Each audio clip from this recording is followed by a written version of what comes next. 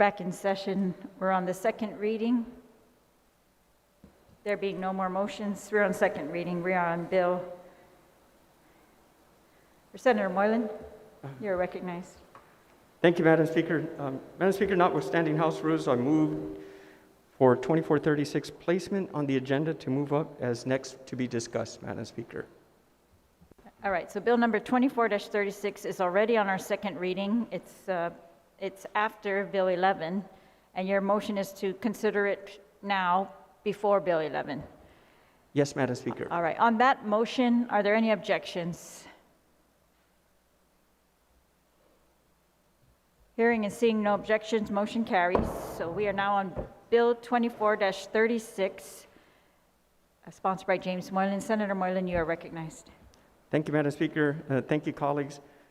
Madam Speaker, at this time, I would like to yield the time to allow my colleagues to bring up their discussion on bill number 2436, Madam Speaker. All right, can you please restate, since we're back on second reading with the bill, we've reconsidered it. Can you please restate your motion, whether you want to place this bill on third reading or not, and then we will discuss that motion. Thank you, Madam Speaker. I'd like to request to place bill number 2436, core, as amended by Committee on Environmental Revenue and Taxation, Labor, Procurement, and Statistics Research and Planning. It's an act to amend subsection 3105, Article 1, Chapter 3, Title 22, Guam Code Annotated. It's relative to redating the implementation of the second tier of Public Law 3538 from March 1st, 2021 to March 1st, 2022. And like to move it to third reading file for discussion, Madam Speaker. All right. Thank you, Senator Moylan. On bill 24-36, is there anyone who would like to be recognized? Senator Shelton, you're recognized. Situus Masi, Madam Speaker. I move to reconsider the actions of the body on the amendment to change the effective date of the next minimum wage increase to September 1st, 2021. All right, that amendment should be in our drive. It would extend it for 6 months, is that correct, Senator Shelton? That's correct. The amendment will change the date effective March 1st, 2021 or 2022 to September 1st, 2021.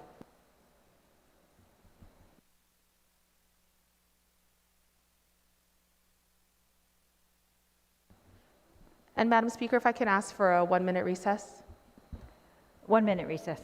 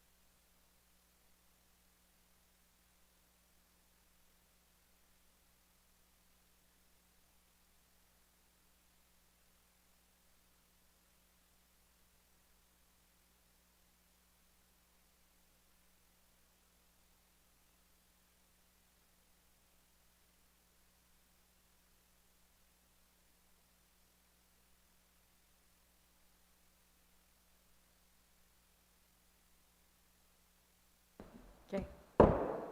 We're back in session. Senator Shelton, you have the floor on your amendment. Thank you very much, Madam Speaker. This is an amendment we addressed a few days ago to change the effective date of the next increase to the minimum wage. Instead of waiting an entire year, postponing it an entire year, it would be a compromise to postpone just 6 months so that businesses can get back on their feet and our minimum wage workers will still benefit from the law that we passed just a few months ago in this body. All right. Is there any objection to the first part of the motion, which is to reconsider this motion? Is there any objection? There's an objection, so all in favor of reconsidering this motion that would extend, we're going to vote on the motion to reconsider, and then we're going to vote on the actual language of the amendment. So on the motion to reconsider, all in favor, please raise your hand.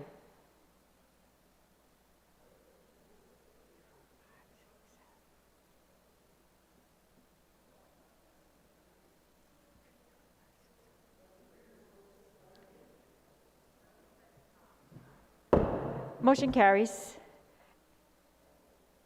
So on the motion, on the amendment, is there any one who would like to be recognized on the amendment?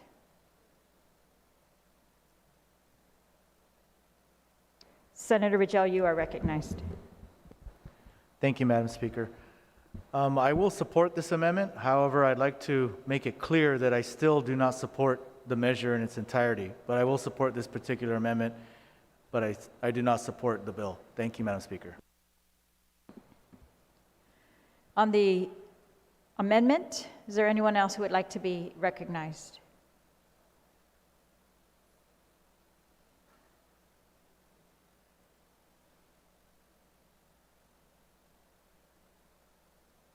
On the amendment? If not, then Senator Shelton, you may close on the amendment. Thank you very much, Madam Speaker. I ask my colleagues for their support for this amendment so that we do not make our low-wage earners, our frontliners, minimum wage workers wait any longer than they have to receive this increase to the minimum wage. Thank you very much. Thank you, Senator. On the amendment, all in favor of the amendment, please raise your hand.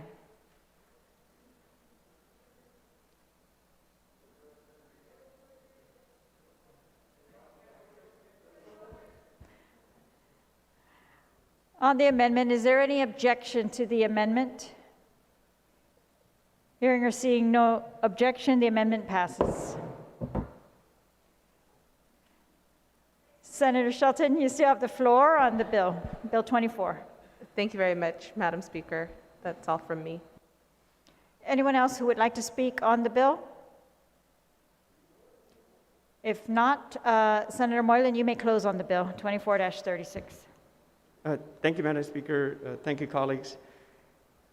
Madam Speaker, for 2436, I ask that, notwithstanding any House rules, that this bill move as amended in committee and as amended on the floor to the third reading file. And notwithstanding the House rules, Madam Speaker, I wish to vote on this bill before engrossment because of the sensitivity of time of the next increment coming into place, and to allow our colleagues and the next process to move forward, Madam Speaker.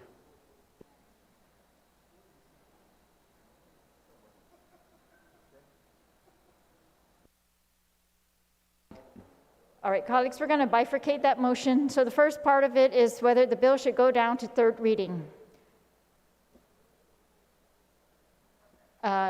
Is there any objection to the motion that Bill 24-36 be moved to the third reading file? Is there any objection? Hearing and seeing no objection, motion carries.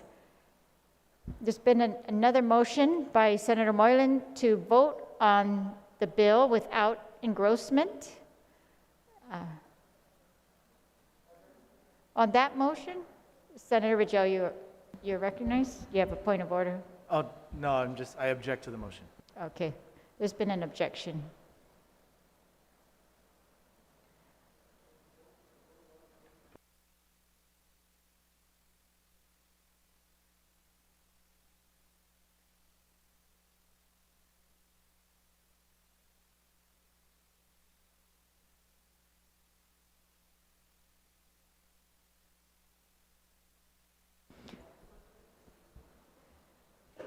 All right, on the motion to vote without engrossment on Bill 24-36, there's been an objection. All in favor of voting without engrossment, please raise your hand.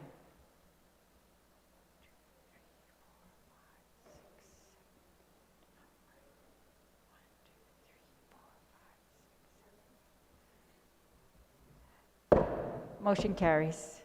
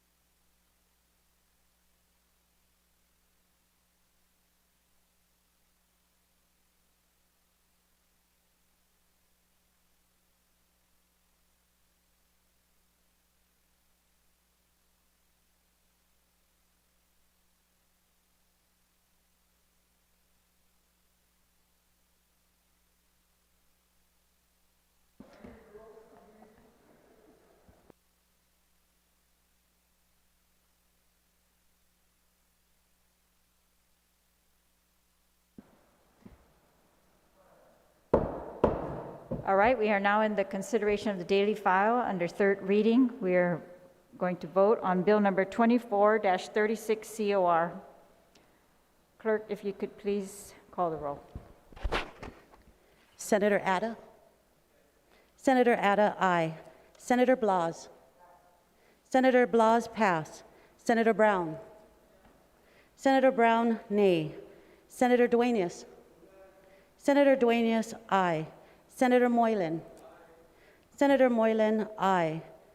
Vice Speaker Munya Barnes?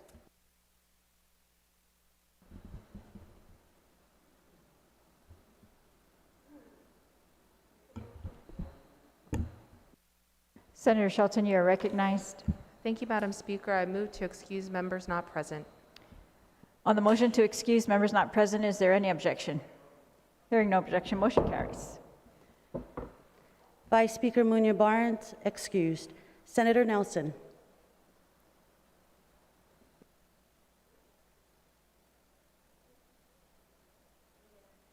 Senator Nelson, aye. Senator Perez? Senator Perez, aye. Senator Ragel? Nay. Senator Ragel, nay. Senator Sonogstein? Senator Sonogstein, pass. Senator Shelton? Senator Shelton, nay. Senator Titagui? Senator Titagui, aye. Senator Terlahi? Senator Terlahi, pass. Speaker Terlahi? Aye. Speaker Terlahi, nay. Senator Torres? Senator Torres, aye.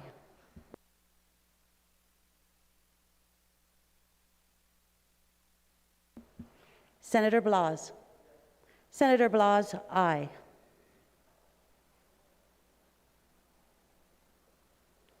Senator Sonogstein? Senator Sonogstein, nay. Senator Terlahi? Senator Terlahi, nay.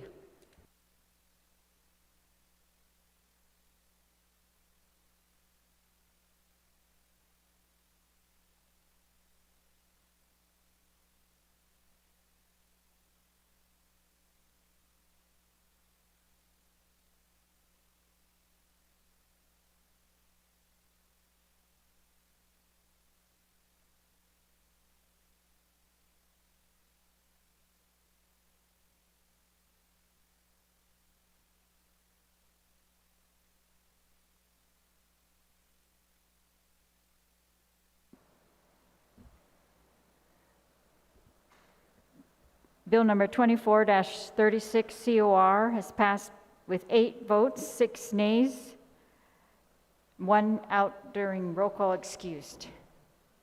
I said passed. Are we back on second reading?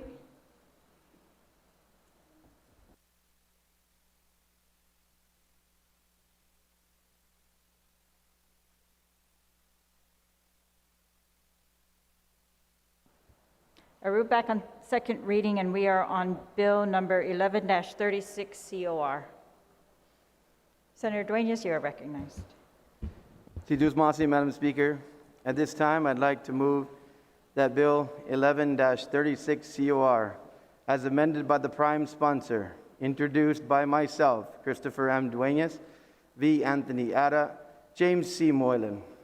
Madam Speaker, this bill is an act to amend Section 19405B of Title 10, Guam Code Annotated, relative to requiring legislative authority to extend the declaration of state of public health emergency, which shall be known as the Restoration of the Separation of Powers Act. Madam Speaker, at this time, I humbly request that this bill be placed in the third reading file, and I'd like to discuss it. On the motion, you may proceed. Madam Speaker, I would like to open on this bill to thank you and to thank the Committee on Rules and this 36th Guam Legislature for allowing this bill to be placed on the agenda for debate on the floor. This has been a very fair and transparent process, and for that I want to recognize the body and thank them. Madam Speaker, this Bill 1136 has been widely discussed in the media through our process of public hearing, and a lot of the discussion, of course, centers around the emergency powers granted to the governor over 2 decades ago on a bill passed on this very floor, containing the governor's authority to declare a public health state of emergency and extend it every 30 days without requiring the legislature to be involved.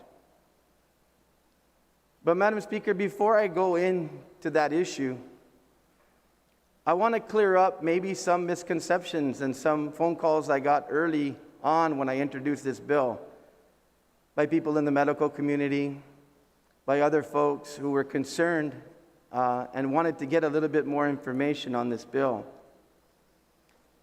Madam Speaker, I want to be very clear, and I think everyone in this body has recognized this time and time again.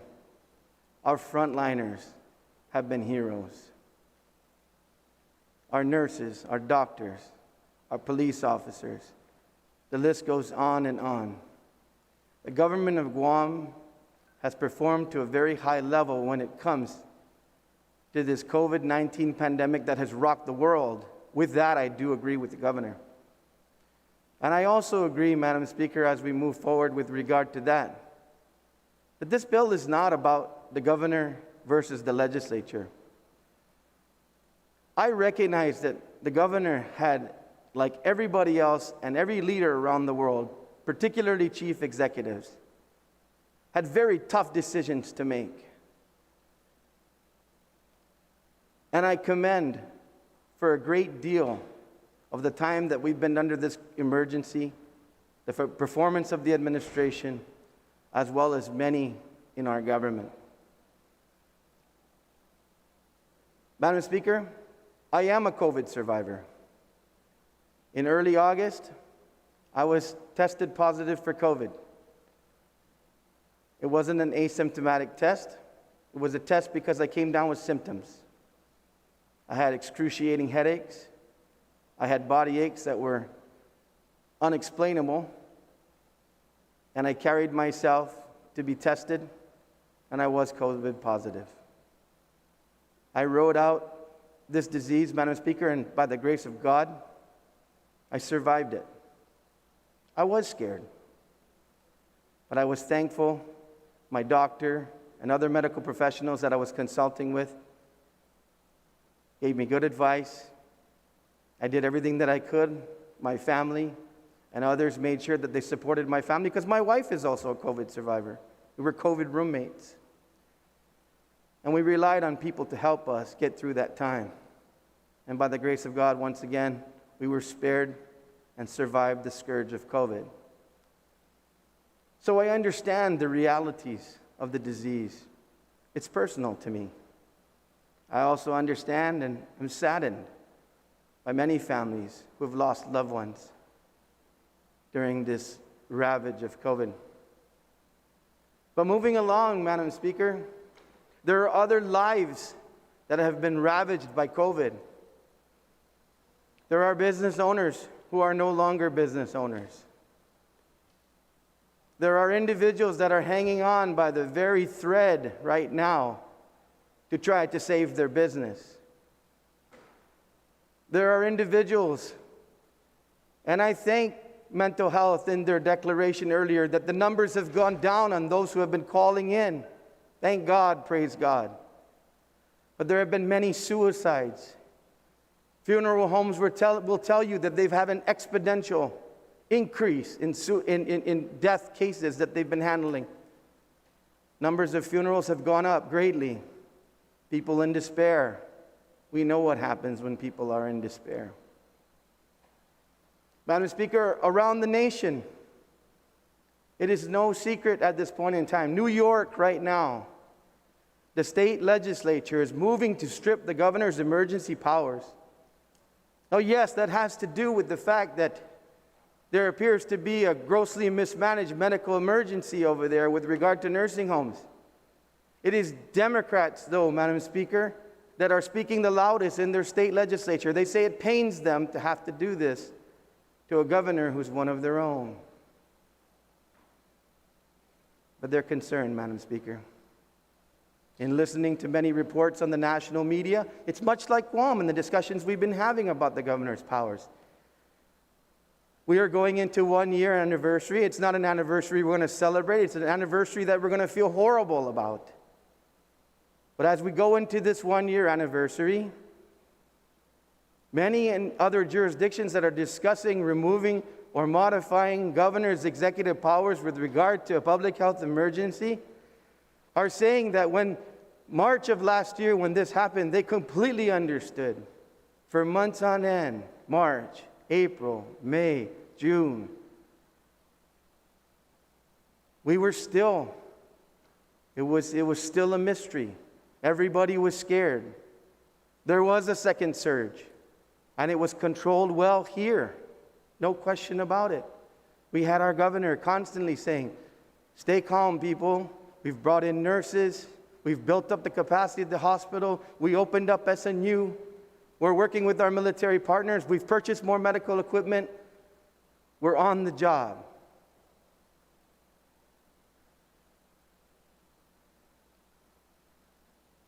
And then, Madam Speaker,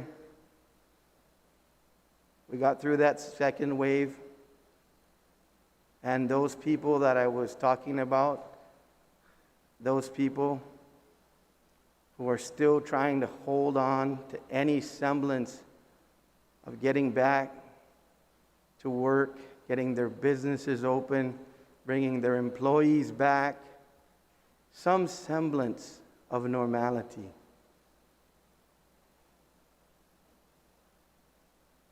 Those lives matter. And Madam Speaker, it's not just New York. Going back to the fact that this is not unique. Hawaii State Legislature is dealing with House Bill 103. That bill was introduced 2 weeks after Guam introduced via myself and my co-sponsors Bill 11. It has very similar characteristics to what we're trying to do here, Madam Speaker.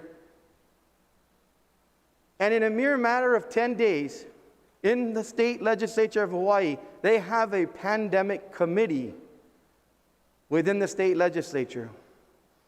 And they unanimously passed support for modifying the governor of Hawaii's emergency powers to 60 days and requiring legislative approval beyond that. Madam Speaker, much of the testimony, in fact, all of it, save one, at least the last time I went to the website on the Hawaii State Legislature and read the testimony, was overwhelmingly in favor. Many of our colleagues can Google this now. Grassroots Institute of Hawaii. They've been in action for over almost 2 decades. They are a 501c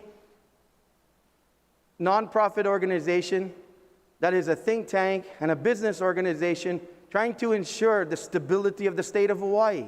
They've shaped many policies in the state of Hawaii. and they've taken up this effort.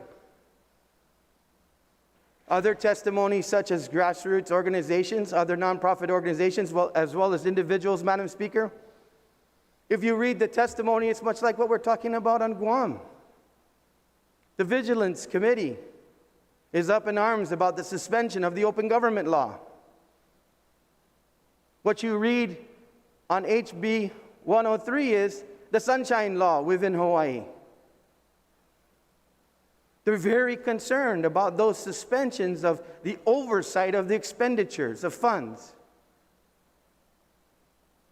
of how things are being managed, Madam Speaker. The Pew Institute has reported that Kentucky and Texas are undergoing review of the governor's emergency powers as well, for the same reasons.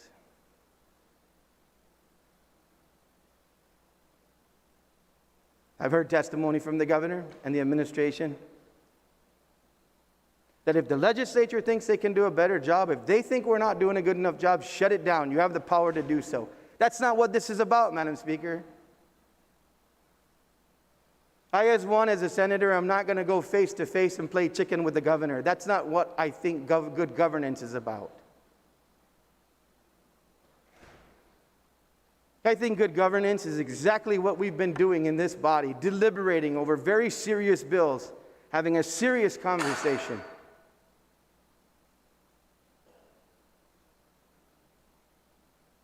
And the clanking of bells as well. I'm sure that wasn't on purpose by my colleague. But in all seriousness, Madam Speaker, this is the people's house.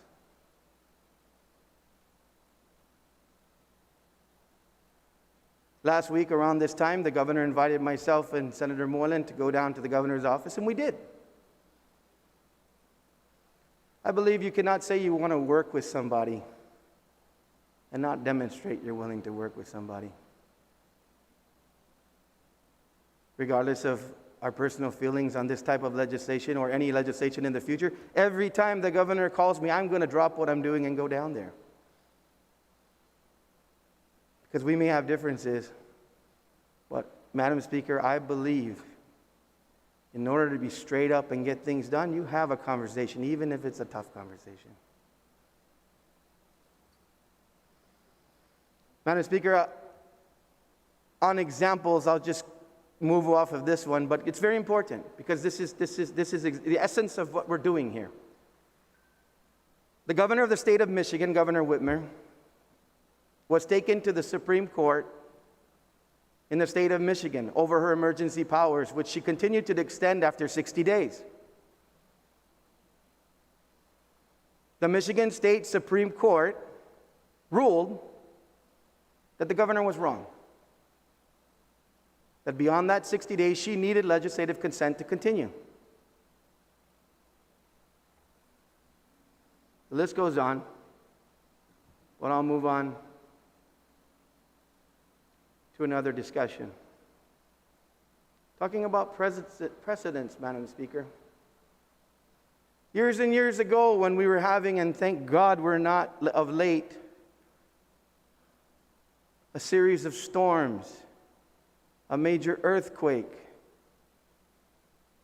governors had the power of whatever appropriation they had that the legislature's purse gave them to spend.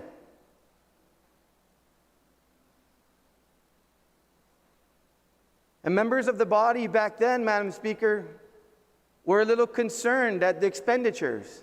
Maybe there was some talk in the community. How is this money being spent?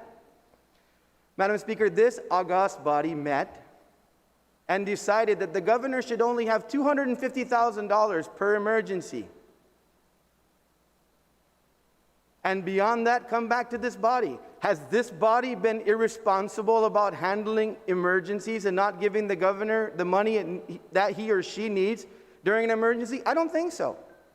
I don't remember a story where the legislature didn't give more than $250,000 to a governor after this august body said, all you got to do is come down and talk to us.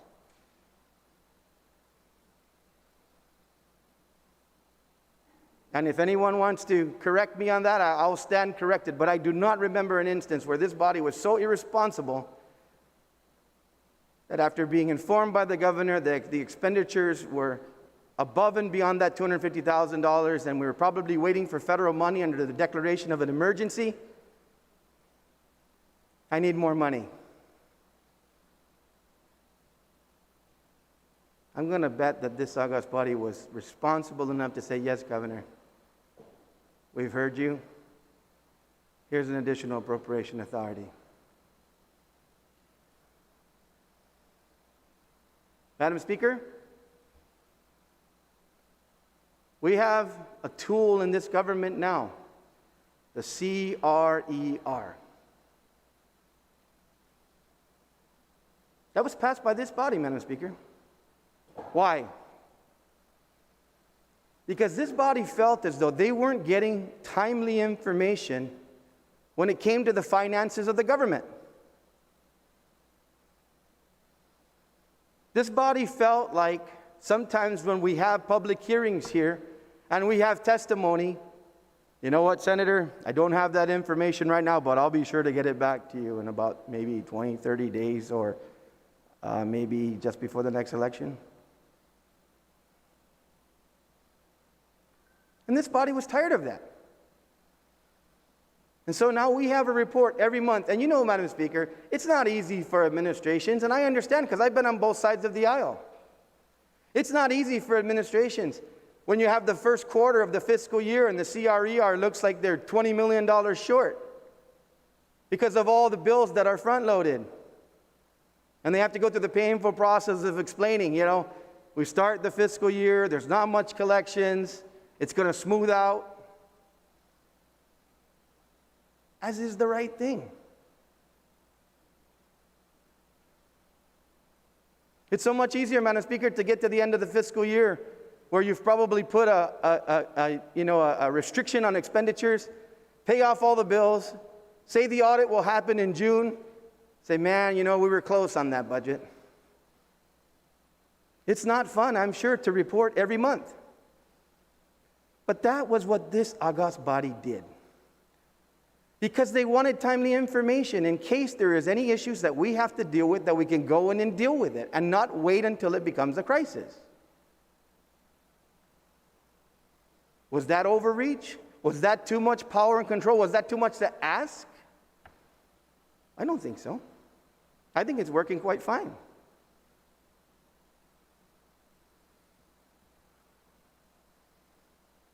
You know, I know these words are being bantered about, Madam Speaker, but I just have to reiterate it.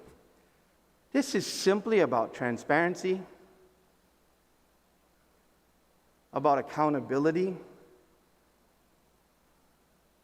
and about the balance of power.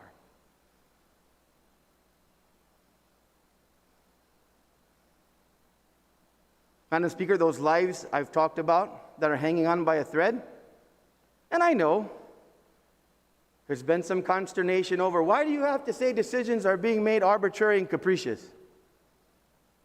You know, I don't know.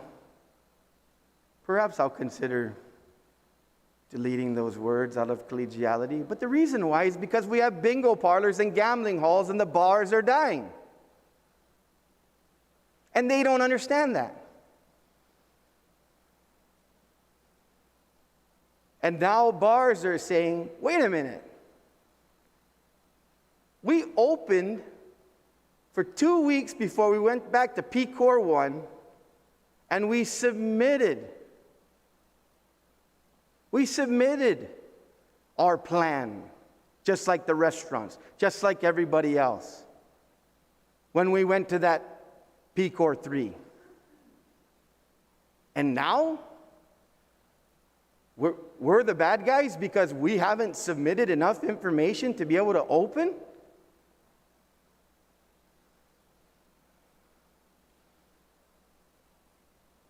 Madam Speaker, I'm not bringing this up because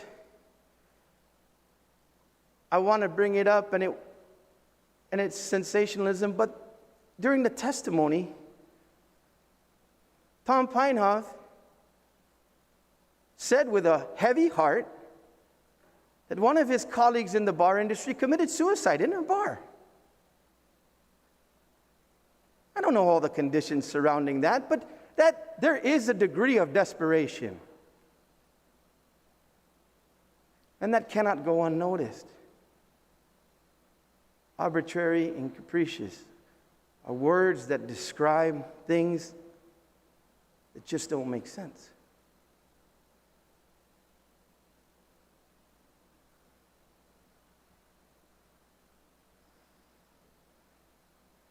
Madam Speaker, you've said yourself a lot of times, and I agree with you on many things, but on this point I agree with you the most. When people are desperate, when people have tried everything that they can at governmental agencies, protests, on their knees, tomorrow probably to get ashes on their head,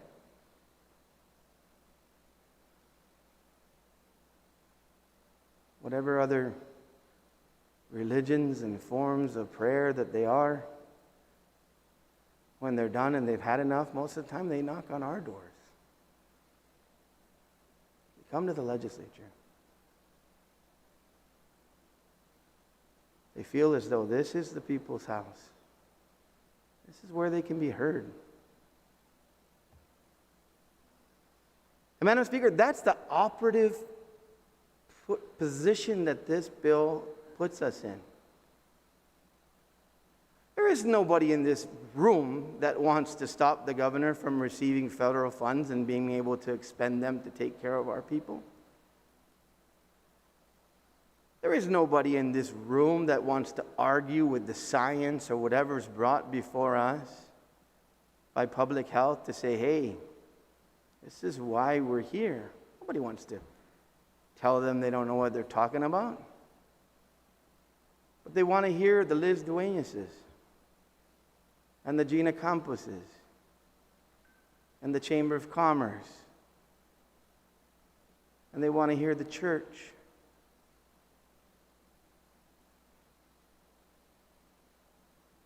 I've read in other publications and some rebuke by some members in the executive, we never shut those churches down. No, I know you didn't. But when they sent their protocols to you during the second wave, it's on the record, the director said that's not good enough. And they were like, no, we're not a government. We're not with the state. We are the church. We want to abide by the protocols, but more than that, we want to worship. And they had to make their case. And by golly, they did, and people were in parking lots with their windows open, with their radios on, whatever they could do to go find some sense of stability and solace during a time of despair, during a time of uncertainty.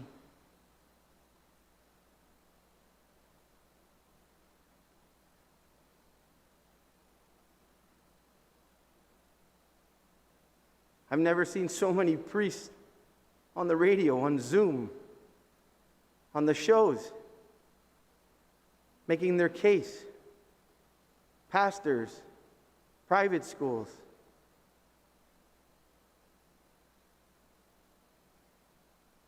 Saying, come and look at what we've done. If 30 people can come to church today, we need 30 people here.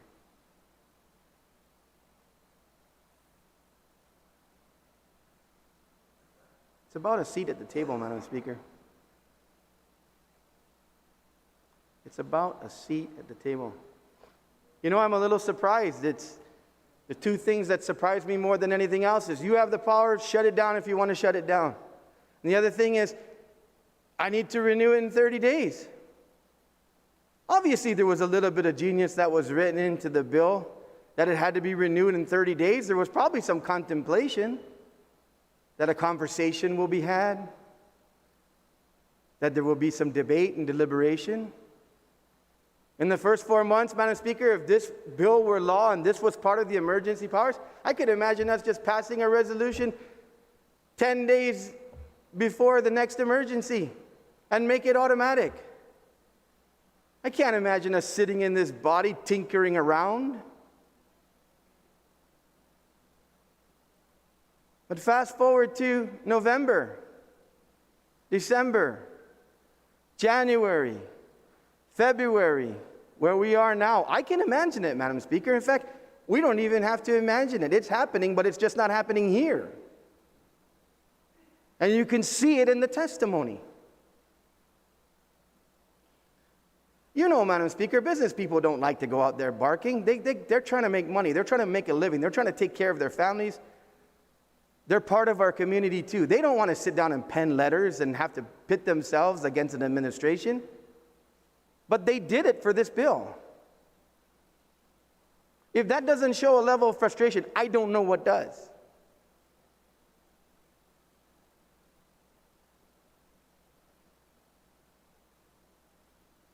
I don't know what's wrong with coming down before us, making a presentation. I don't know what's so bad about that.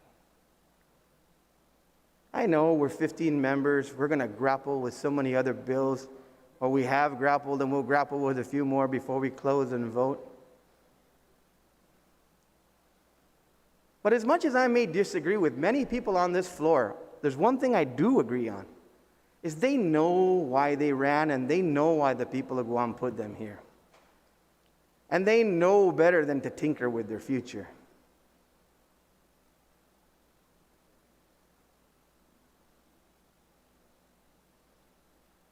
For every season, there's a time. For every time, there's a season.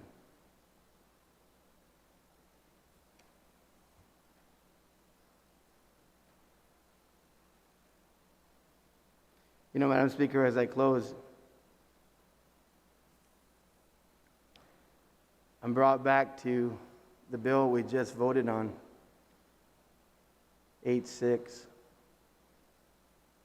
8 yeas, 6 nays,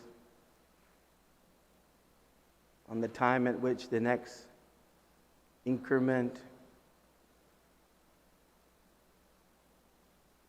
of the minimum wage will go up. And before we moved the bill to shorten that to 6 months, that was an amendment prior when we discussed the bill when it was first brought to the third reading. And one of my members said, I'm fighting for the little guy. I'm fighting for the little guy. Well, you know what, Madam Speaker? This bill allows the little guy to fight for himself. This bill allows the little guy, the big guy, the church leader,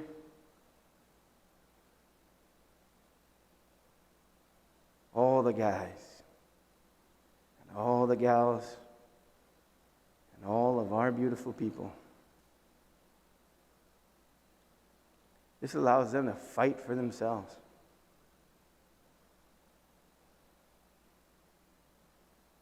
This allows those people who are going to come in and fight for themselves to say, you can keep your fish. If you want to give me something, give me a fishing pole. Because I don't want you to give me a fish. I want a fishing pole so I can go catch my own fish. With that, Madam Speaker, I thank you for the opportunity to open on Bill 1136, and I look forward to the debate on the floor. Sidus Masi. Sidus Masi. On Bill 11, Senator Pt.2. Sidus Masi, Madam Speaker. Manana Sidus. Madam Speaker, the law has always stated that a resolution from the Guam Legislature with 8 affirmative votes could nullify a state of emergency. That resolution was never proffered in the 35th Guam Legislature, nor the 36th Guam Legislature. If anyone felt so strongly that the bar should be open, then why did none of the senators introduce a resolution to cancel the public health emergency? Madam Speaker, the reason why I didn't call to cancel the emergency was because quarantine was necessary. Lockdown was necessary. It saves lives. Everyone in this hall knows someone who died from COVID-19, and I do not wish that grief to happen to anybody. Madam Speaker, Guam was not alone. The entire world was shut down. Tourism stopped. Flights stopped. People stayed home all around the world. The bottom line is lockdown, Madam Speaker, saved lives. Deep down, everyone here knows that. And that is why nobody introduced a resolution to cancel the emergency. The author of this Bill 1136 could introduce a resolution to cancel the public health emergency every month and achieve the same effect of this bill. If they think that they need the bill for transparency, they can introduce a resolution to cancel the public health emergency every month and achieve the same effect of this bill. I understand the intent of this bill, Madam Speaker. I really do. And I know the public health emergency lasting nearly almost a year was never envisioned by the current law. States and territories all over the United States are grappling with the question of executive power. But there is an existing mechanism to check and balance that is not being utilized. Just introduce the resolution to cancel the public health emergency if that's what you want. You got the bush cutter, cut the grass. Thank you, Madam Speaker. Thank you, Senator. On Bill number 11-36, is there anyone else who would like to be recognized? Senator Atta, you are recognized. Thank you, Madam Speaker. You know, Madam Speaker, 1136 is just more about, it's not just about transparency or accountability. It's about working together. It's about the administration working together with the legislative branch. You know, the legislative branch is held to accountability every time. The appropriations, the budget call. And all we seek is to ensure that we're on the same page. What kind of federal funds are coming in? Where can we put that? You know, where's the administration placing those funds so that we can work with the budget to give the other appropriations to the departments that are short. This is not about canceling the emergency. This is about working together. I mean, when this bill was introduced 20 years ago, and this is the first time it's being used, naturally we're going to have to come up with amendments to the law, and just like every law that we have in the books. But we need to look at it instead of working against each other. It's about working together. When the governor called my colleagues to meet with her, unfortunately, I had a conflict in schedule that I wasn't able to go meet with her as well. And I apologize to her for that. Because I want to make sure that when our chief executive calls, that we try to work together. We meet so that we can work. Not so that we can butt heads and, you know, who's better, you know, the administration or the legislative branch. That's not what it's about. And that's not what 1136 is about as well. 1136 is just saying, come back to the legislature every 30 days. You know, so that we can see where we're at, where we're going as an island. What are we doing to make things better, or what is it that we can do as a legislative body to help the administration? That's what 1136 is about. Yeah, naturally, we could have canceled the emergency, right? Just introduce a resolution and turn around and cancel the emergency. But that's not what we want, because there is an emergency. And we all recognize that. But when it comes down to the dollars and cents, with our budget call that's coming up, we need to know where we stand as an island, so that we can support the administration and say, let's do what we can to get additional federal funds. So we can go and stand with the governor and stand with the congressman and say, hey, this is what we need as an island. But when we look at legislations that are introduced as a tug of war, that's one side or the other, or, I think we sometimes get lost. I've seen the effects of this pandemic. I see what it does to people's lives. And not just those who pass, but those who are left behind.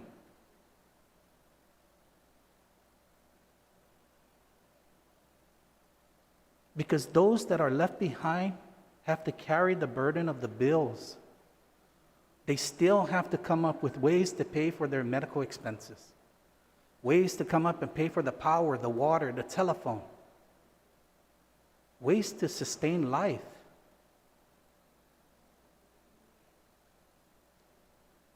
And when we work together as an island community, I believe that we can accomplish more.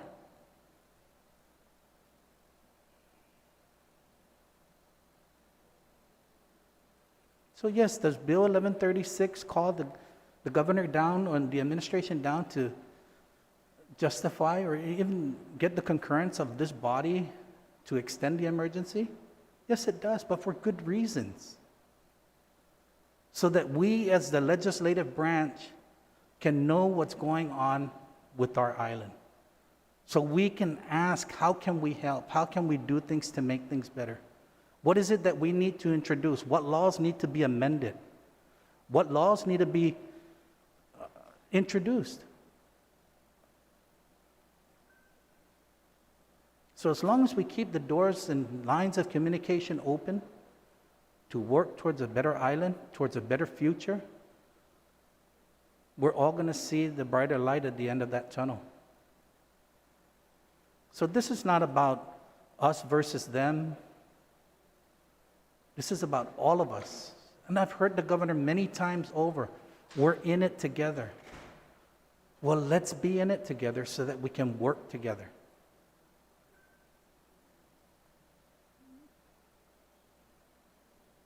As long as we continue to work together for a better island,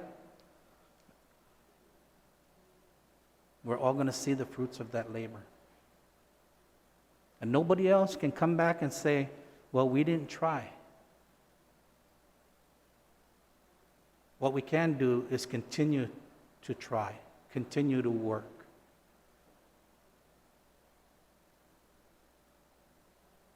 I thank you, Madam Speaker, for this time to speak on 1136.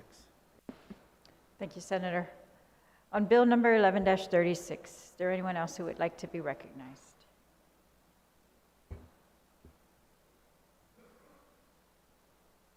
Senator Moylan, you are recognized. Thank you, Madam Speaker. Madam Speaker, I support this measure, and it's not just because I'm co-sponsor of Bill 1136, but it's because I believe in its objectives. And no matter how you skin this legislation, at the end of the day, Bill 1136 is about transparency, and it's about checks and balances.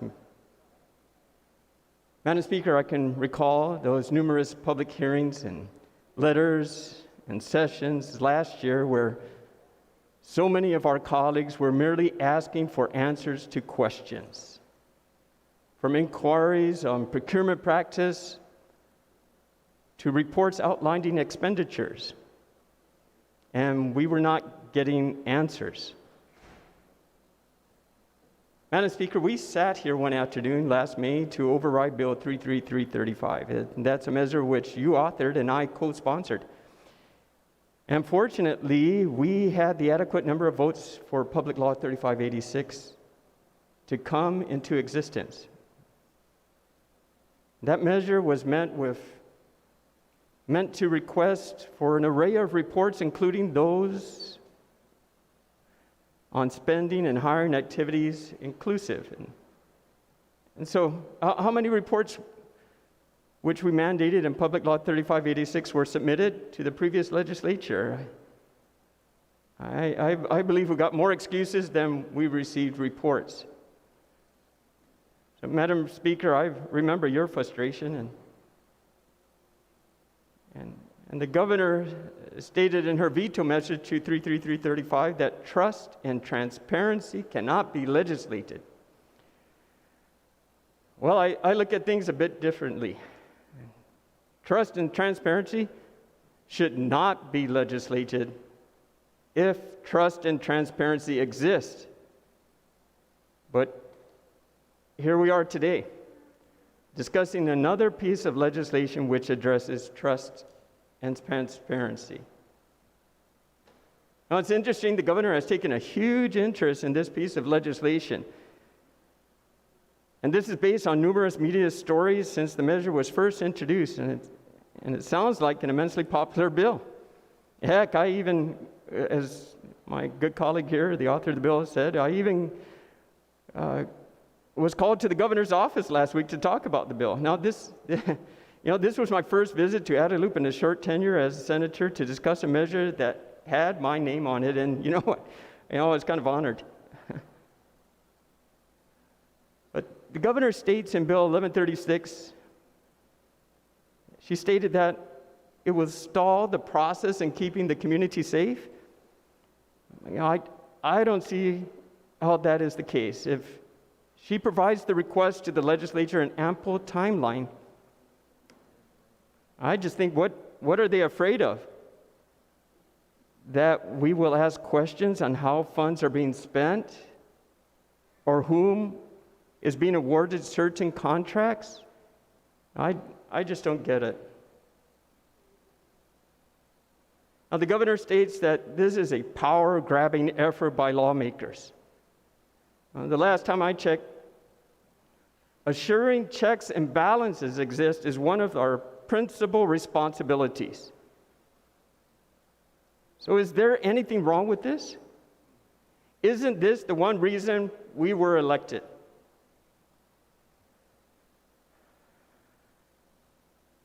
The governor reiterates that if this body wants to end this lockdown, then we have the authority to do so. Madam Speaker, just for clarification purposes, Bill 1136 is not about ending the lockdown. We know we could end it if we wanted to. This legislation, once again, is about transparency and seeking answers to many questions. And all we ask is that the administration be forthright with legislature when seeking an extension. As a member of this body, I find it insulting that we are being considered an inconsiderate legislative body if we are to pass this measure.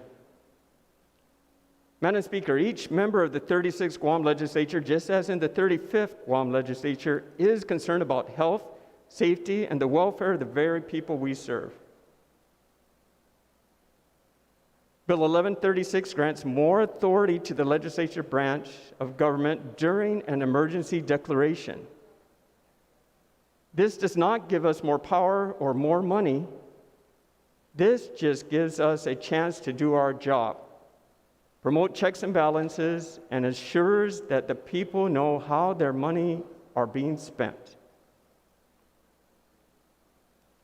I do not see why any lawmaker would not want this authority. If you believe that this body does not need the additional authority, then I respect your belief. I just do not agree with it. I sat here in this very room with many of you last year. I heard your frustrations, and when it came to seeking answers. I remember it clearly. So, Madam Speaker, I support this bill because it grants this body additional authority to do its job during the pandemic and to protect the taxpayers' dollars. It is not a power grab. It does not stall the progress during an emergency. And it does not end this lockdown. And sadly, Madam Speaker, we need to legislate trust and transparency. Thank you, Madam Speaker. Thank you, Senator Moylan. On Bill 11-36, is there anyone else who would like to be recognized? Senator Brown, you're recognized. Thank you very much, Madam Speaker. I do rise in support of Bill 1136, and I certainly commend my colleague, Senator Christodoulias, for introducing this legislation. You know, we hear about this issue, and certainly I think we all recognize the challenges our island and our community has been through as a result of this pandemic over now this past year. Certainly in my time in government, I'm sure for many of us here, we've never experienced a situation like this that has lasted this long, I think short of World War II. And while we talk about this issue in terms of the members of the legislature being aware of how these federal resources and other resources of this government are being put in place to address the pandemic, I don't think anyone here is arguing. I certainly know the author of this bill is not arguing against all the efforts of everyone that has come together, including those in our health care, our law enforcement, our National Guard, all the members of our community that are pulling together to get our people through this very, very challenging time. And yes, indeed, I don't think there's anyone here sitting in this session hall who does not know someone who passed away as a result of this terrible virus that has plagued our island and the world. I mean, certainly it's one thing for us to experience, but imagine the entire world is going through this challenge. I think something has been lost here that we're very easy to forget. You know, we think sometimes when we get elected to office somehow, I always thought that, you know, I watched senators, and having been one myself, now in my 7th term, you know, we kind of think it's all about us. How important we must be, because the people of Guam elected us to represent them. And certainly after so many years, I think that's such a fallacy to think that way, because we're not what's important here. What ultimately is important is the people of Guam that elected us to office, that put us here. It's their right to know. Because lest we not forget, Madam Speaker, this is the government of the people, by the people and for the people. And it is the people of Guam that have the right to know how their government is operating in their supposed interests. It's the people of Guam that have the right to know how the federal funds that are coming here from the U.S. federal government are being spent in their interest. It is the expectation of the people of Guam that there is accountability and transparency in this government that we all so talk about with such frequency. It comes out through our lips with such ease. Transparency and accountability. But when we get to the actual practice of it, when we get to the point of requesting it, it becomes a personal thing. So we must be against the governor because we're asking for this transparency and accountability in the government. This is not a government of one individual. The last time I checked, it is not. This is a democracy. This is why we have a democratic form of government that has the executive, that has the legislative, and has the judicial. Gosh, those are the basic things we teach ourselves in government class, isn't it? Poli-Sci 101. I've had the chance to teach that too, but this is where we're at. This is what we're arguing against for those that may not want to vote for this bill. I can't imagine if any member of this legislature chooses not to support this bill to ensure that we are a democracy and that we are a government of the people. This whole power issue, who has it? Who gets to control it? Do you really think for a minute that a majority of our people out in this community want to be governed without their right and their will and their voice being the forefront of this whole process? I don't think so. When we were having National Guard people control the movements of our people in this community, what was the response? Do you think our people were thrilled with that? Do you think our people that have had their businesses shut down are thrilled with the fact that that gets dictated to them with no avenue and no voice for them to have input in that process? I think we all understand, for those of us that actually have been involved in responding to emergencies, be it a typhoon, an earthquake, other circumstances that happen, that yes, there is a need, of course, to be able to react and respond during a time of emergency. There's many a day I've been in the halls of the legislature when we've had to go through no power, no water, whatever the case may be, to come down to this very hall to authorize emergency funds to be expended so that our island can address proper recovery. And that's a partnership process. But now we've been in this prolonged process. Nobody expected. Did we expect in March of last year that we would be here a year later, 12 months later, and we're still in the same state of emergency? I think we recognize the challenge with regards to this virus, something that we cannot see, we cannot touch, we cannot smell, and yet this is something that can have such an adverse consequence as we've seen on our population, and as I mentioned earlier, on the entire world that we live in. No one's arguing that. No one's arguing the need to ensure that these safe practices are put in place. But our people have their rights first and foremost. They have a right to know how their government is operating. They have a right that when the government dictates their freedoms, takes away their freedoms, controls their movement, their ability to operate in a free society, then by all means, the people who give us the authority for a time, give us their power for a time, they have every right. They have every right to know how their government is operating, and they, by all means, if there's anywhere else that the people of Guam should have a house to speak in, it is the house of the people. And in the three branches of government, the only house of the people is here. It is in the legislative branch where the people get to speak. And they, by all means, should be able to speak. Whether they're in favor of something or they're against something, they should have the right to come down and have their voices heard. We do not live in a dictatorship. We do not live in a totalitarian government. We do not live in a government where this is the rule of one, where only one gets to decide how our people should live and how our people should be governed. I'm sure that was never the intent of the governor. I'm sure her priority was to ensure the safety of our people. I don't think there's anyone in this hall that doesn't want to ensure the safety and well-being of our people. But by all means, we should, and the people of Guam should have a say. To continue in this process while we talk about other bills that we think are so much more important at a time when the rights of our people to speak are being denied, at a time when our people are not being given the information that they should have, let them decide, let them judge.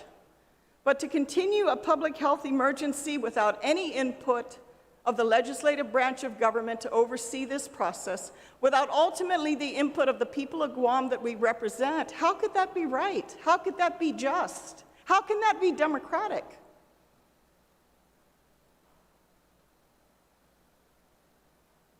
When I ran last year, when I made the decision to, it's because I was very dissatisfied with what I was seeing in this very hall. Because I didn't see that open level of government. I didn't see that check and balance. I didn't see that questioning. Regardless of a Republican, Democrat, whatever the case may be, that shouldn't matter. But our people have a right to know, and our people have a right to say whether or not their government is doing what they believe it should be doing for them. And if it's not, by all means, they should have a mechanism by which they can say it and oppose it if they choose to. But to continue like this with this attitude that, oh, you know, everything's okay. Maybe next week we'll know if we're going to open this or open that. Yes, we got these federal funds, but no legislature, no people of Guam, you don't have the right to know how we're spending the money because this doesn't fall under your jurisdiction. It's not within your legislative powers to appropriate or control federal funding that comes in for this pandemic. As I mentioned at the very beginning of my response on this bill, Madam Speaker, it's not about us. Least we think we're so important that it's all about us. It's about the people out there that have a right to know how their government is operating and hold us accountable. All of us that are in elective office should be held accountable, and we should never think that we're above their right to know how their government is operating or have a say in that process. That's what it comes down to. If it's looked at that, oh, we're not supporting the governor because we want to pass this bill. You know, we get all down to this personality politics that really, in the big picture, really doesn't have a place. It's not about do we like the governor, do we not like the governor, do we think she's doing well for the people or not doing well for the people. It's about being held accountable. None of us are above that process, and I think if we don't address this, if we don't have the check and balances that are needed in this continued emergency, this should never be the decision of one individual.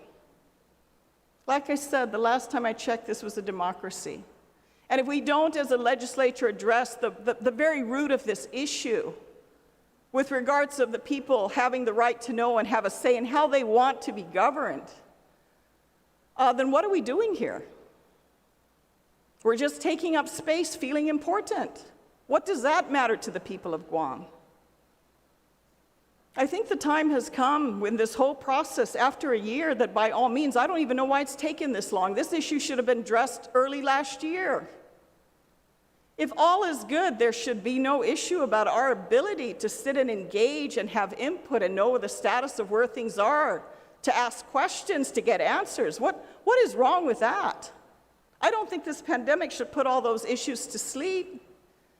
What is the first thing we want to do? We want to impact and adversely impact the open government law.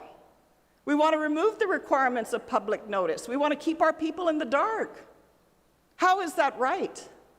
I'm sorry, I didn't hear that in the campaigns last year, or the year before, or the 2 years, or 20 years ago. We're all about the people when it's election time, right? And then once they put us in, oh my goodness, we know so much more. We're just so much sharper and so much smarter because we got inaugurated and elected to office. As I mentioned at the very beginning, Madam Speaker, we're here, yes, we represent the people, but by all means, we have no right to put them aside. We have no right to do so. I definitely support this bill, and like I said, I commend Senator Chris Duenas for standing up on this issue, because for goodness sakes, who else is doing it? Who else is standing up in this session hall for the people of Guam? While some of us have our own agendas and our own interests, who's standing up for the people of Guam and their right to know, and their right to have a say in how they're governed?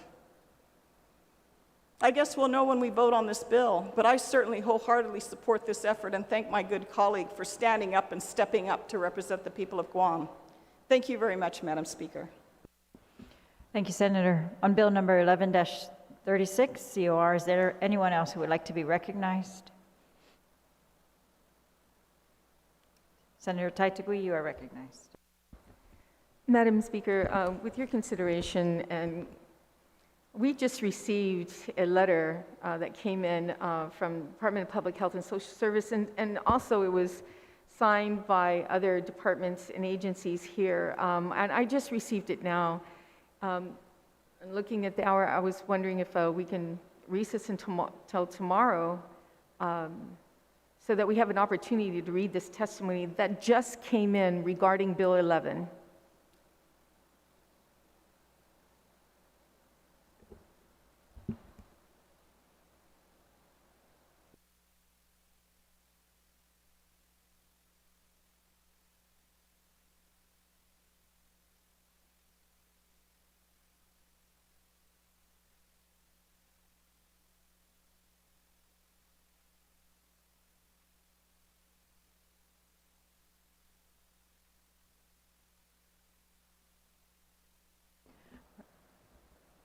On the motion to recess until on the motion to recess until tomorrow, is there a majority leader?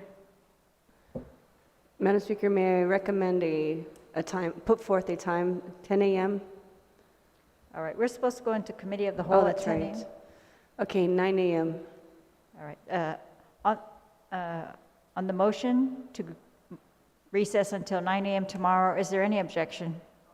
Hearing no objections, we're recessed until 9 a.m. tomorrow.